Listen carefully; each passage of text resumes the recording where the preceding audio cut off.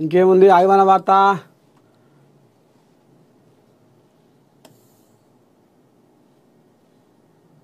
ఇదేంటిది? బడా బకాయిదారులే లక్ష్యంగా పన్ను వసూళ్లు చేయండి.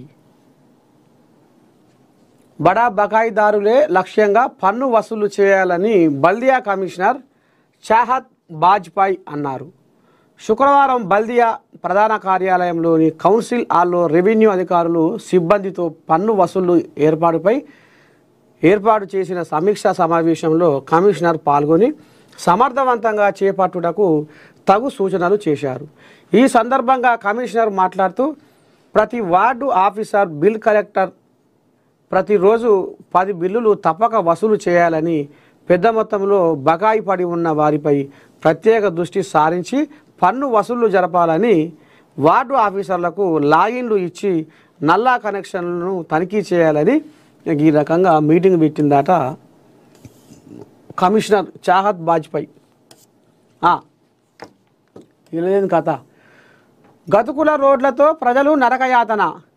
రోడ్ల మరమ్మతులకై ఎమ్మెల్యేను కలిసిన పోల్కంపల్లి నాయకులు. అయ్యా, ఇక రేపటి సంది ఇంకెంతమంది తిరుగుతారో, మా రోడ్డు ఖరాబ్ అయ్యిందని, మా రోడ్డు కొట్టకపోయిందని, మా రోడ్డు బొందలు అయ్యిందని, మా రోడ్డు గతుకులని, మా బిర్జి పోయిందని. ఎందుకంటే ఈ ఆనదేవుడు పగబట్టి ఎంత ఉద్దారకం చేస్తుండో చూస్తూనే ఉన్నాం. ఇక మరి ఇప్పటికే కోళ్యాగాలన్నీ రంగారెడ్డి గ్రామాలలో ప్రజలకు సమస్యల కారణంగా ఎలాంటి అసౌకర్యం కలగొద్దని అన్నారు ఇబ్రాహీంపట్నం మండలం పోల్కంపల్లి గ్రామ ప్రజలు. శుక్రవారం తొర్రూరులోని క్యాంపు కార్యాలయంలో ఇబ్రాహీంపట్నం శాసనసభ్యులు మల్రెడ్డి రంగారెడ్డిని కలిసిరట. రాయపోల్ నుండి పొల్కంపల్లి వరకు, పొల్కంపల్లి నుండి బాటసింగారం మీదుగా విజయవాడ రహదారిని కలిపే రోడ్డు పూర్తిగా గతుకులమయం అయ్యిందని, గ్రామాల మధ్య రాకపోకలకు నరకయాతనకు గురవుతున్నారని పోల్కంపల్లి గ్రామానికి చెందిన నాయకులు ఎమ్మెల్యే మల్రెడ్డి రంగారెడ్డికి వినతి పత్రం అందజేసిరట.